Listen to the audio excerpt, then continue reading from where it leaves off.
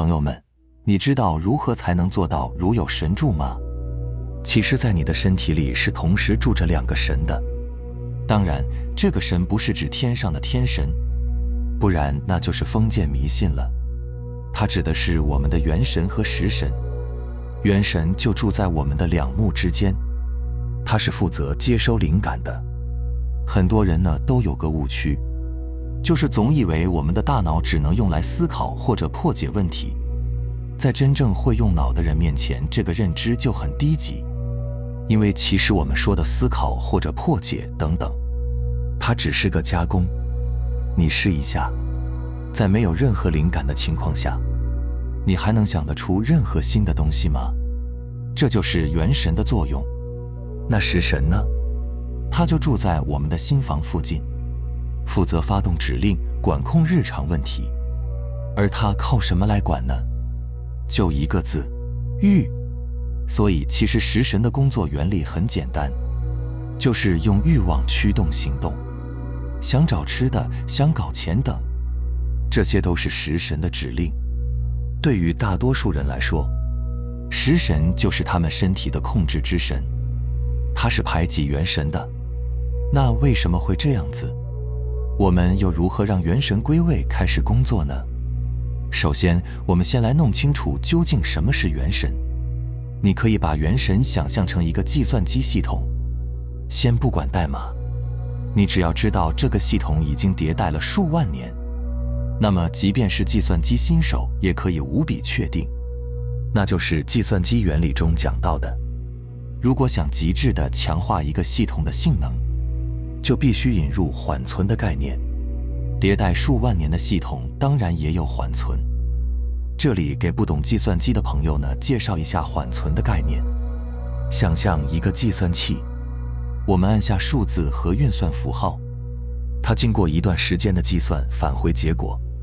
缓存就是把这个结果在返回的同时存一份下来，下次如果有相同的问题，再进来缓存一看和上次的问题一样，那就不算了，直接输出结果。这样就可以大大减少运算核心的重复工作，解放它宝贵的运算时间。毕竟不计算这个题目的时候，它也不会闲着，可以去算其他的东西。还是那句话，大脑已经迭代了数万年，这星球上性能最强悍的计算单元不可能没有缓存的概念。而这套缓存体系呢，在道家就被称为食神。当你还是一个婴儿的时候，你天生的探索欲望使然呢，让你在遇到水坑的时候不惜弄湿衣服去抓去玩。但是被妈妈教训了以后，这时一条计算结果就首次被写进了食神，写进了缓存。在下一次遇到水坑的时候，食神直接向身体下达避免触碰的指令，而无需经过再次思考。随着我们的长大，缓存中的指令会越来越多，这些指令呢，千人千面，与家庭教育和自身的特殊经历有关。一个人的缓存给周围人的宏观体验呢，就被称为性格或者说品性。缓存的厚度逐渐增加，元神则始终居于正中。成年人与成年人碰面几乎用不到元神，而是纯粹的性格与性格的交流，互相带着既定的观念在交流，实际上谁也说服不了谁，这就是大多数成年人的日常。而越是强大的人，他的观点常常都带有包容性，说了就好像没说一样，给人一种圆滑的感觉，但恰恰符合老子所说的和光同尘。在计算机系统中呢，一般涉及到2级缓存就已经非常高级了。2级缓存在食神中意味着它可以通过既有的指令延伸出相似的指令，比如妈妈不让我进水坑，她一定也不让我把手伸进鱼缸里，因为这2个行为都会把自己弄湿。所以还是那句话，我们的大脑进化了这么久，2级缓存未免也太低级了。它早已经实现了无级缓存。无级缓存意味着食神一旦有空闲时刻，就会把所有的指令排列组合，做对比，做研究，产生一些意想不到的新指令。说白了点，就是你各种欲望的组合。想象一个具备自主学习能力的系统，尽可能补充它指令的厚度和强度，目的是完全遮蔽元神，完全断绝元神与真实世界的联系。它可以将两条完全没有关系的指令加以构合，形成一个人特殊的抗拒、嗜好和偏爱。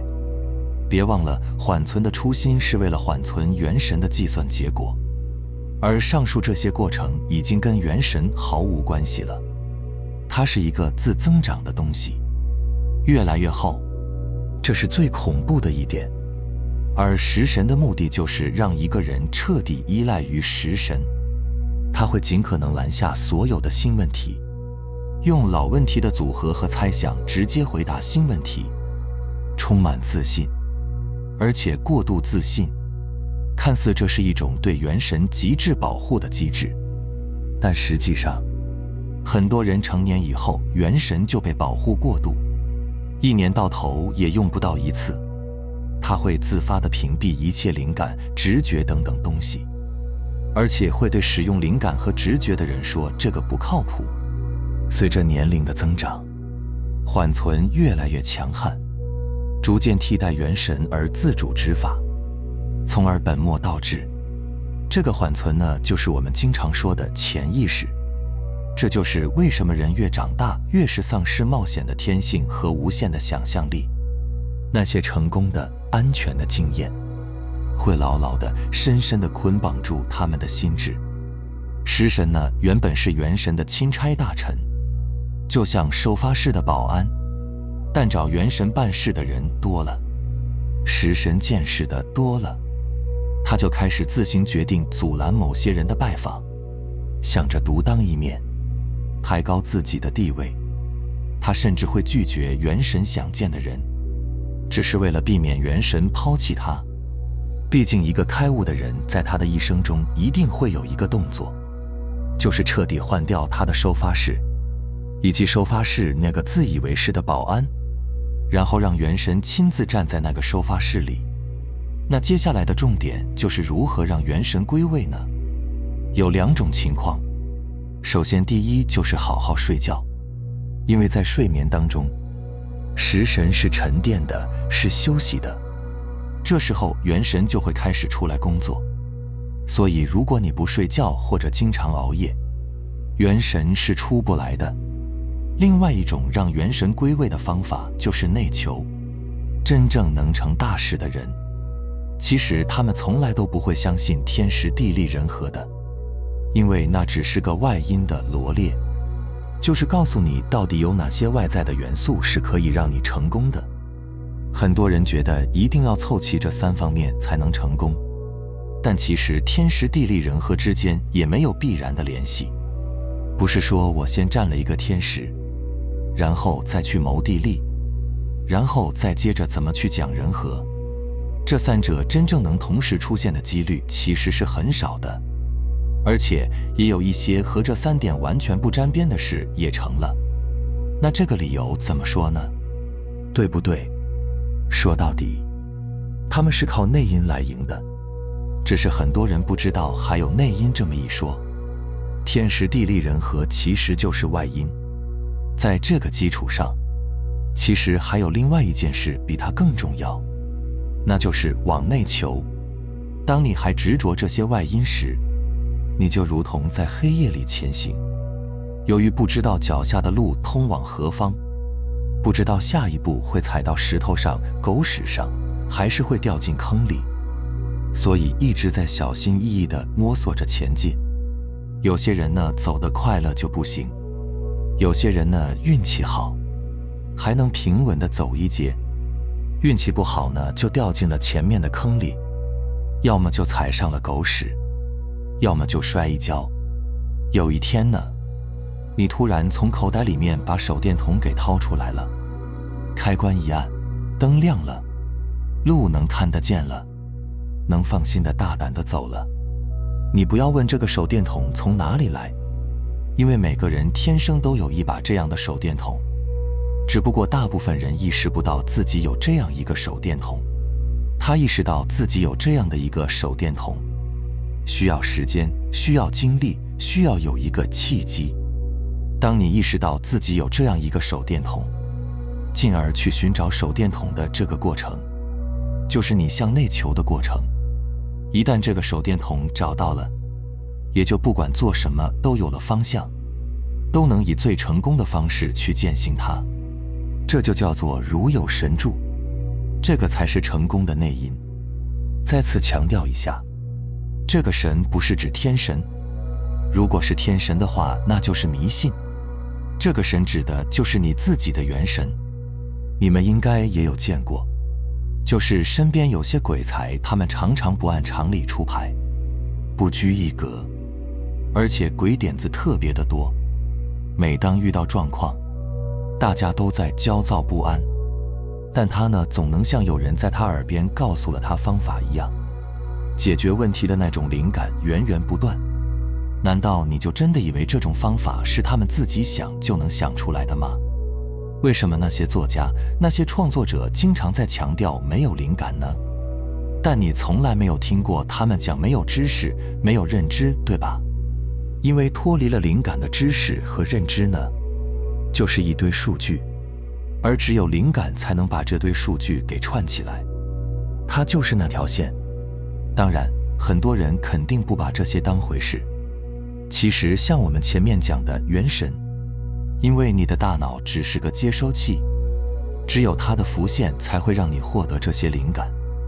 不过现在很多人一开口就是什么思维导图，这样的话一听就没戏，神都不会帮你，因为你更热衷用一堆知识来框住你的元神。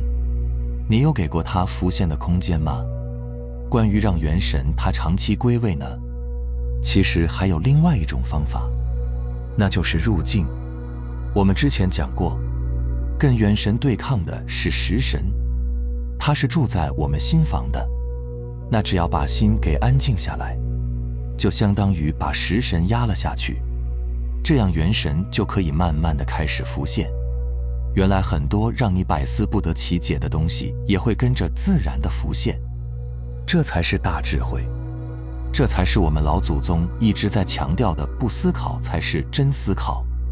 关于入境最方便的法门呢，就是观呼吸。因为其他事情你不一定时时在做，但呼吸时时都有。呼吸是连接我们肉身和自由意志的桥梁，通过正确的呼吸可以让你身心合一。无论什么时候，当你一旦发现自己被食神，也就是潜意识惯性操控，被它驱动或者陷入负面情绪当中的时候，觉知呼吸就是你的一个护身符，重新把自己拉回到身体的感觉上来，回到当下时刻。我们可以从最简单的数息法开始，生命就在一呼一吸之间。而这一呼一吸之间是什么呢？一呼一吸之间是不是有个停顿？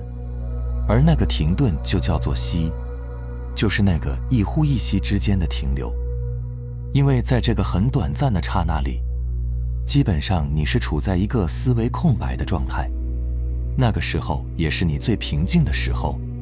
如果你自己观察一下，你就会发现，当你所有的气都吐出去以后，你会面临一个空档。在这个空档里，心念它是停的，就在停的那一下，你是不呼不吸的，其实就是你入静的状态。这个时候你内心会不冷不热，不悲不喜，就算你身上有伤口，你都感觉不到疼。当然这个时间极为短暂，你可以自己用心的去感受一下。好，接下来给大家分享一个简单易用的数息法。其实所谓数息并不是数的呼或者吸，它数的是一呼一吸之间的那个息，也就是说一呼一吸算作一次。当我们完成了一次数息，也就是感受到了一呼一吸之间的那个安静的思维空白的状态以后，我们再进行下一次的数息，就这样重复下去，一直数到10。如果我们数了10次，就说明我们完成了10次的数息，也就是完成了10次的入境。注意，每当到了10次以后，我们便再回头重新开始数，从1到10，10次呢为一个循环。一般呢，我们最多只需要2到5轮就好了。这些数字呢，其实就像是一条绳子，它的作用就是把你的觉知和你的呼吸紧紧地穿在一起。在我们持续觉知呼吸的这个过程当中，数息这个练习其实只是一个起点。听起来觉得很简单，但是如果不能让自己持续地保持在正念的状态，很快我们就会数错。所以数息是检验我们此刻到底有没有真正静下来的一个很好用的方法。当然，一旦发现自己忘了数到哪里了，这时候千万不要烦躁，只需要耐心而又平静地让自己重新再次回到1，然后继续从头开始数就可以了。一旦你可以持续全然的专注的数了，就说明你已经静下来了。这时候你就可以停止继续数，只是专注在呼吸本身了，就可以去体会一呼一吸之间的安静了。好，这就是一个快速让我们入静的方法。总之，这些都是帮我们重新链接元神的途径。当你慢慢唤醒内在那个元神，也就是我们自己的神性，你就会变成一道光，可自照，亦可照人。明白了吗？好了，非常感谢你能看到这里，希望能对你有所触动和启发。我们下期再见。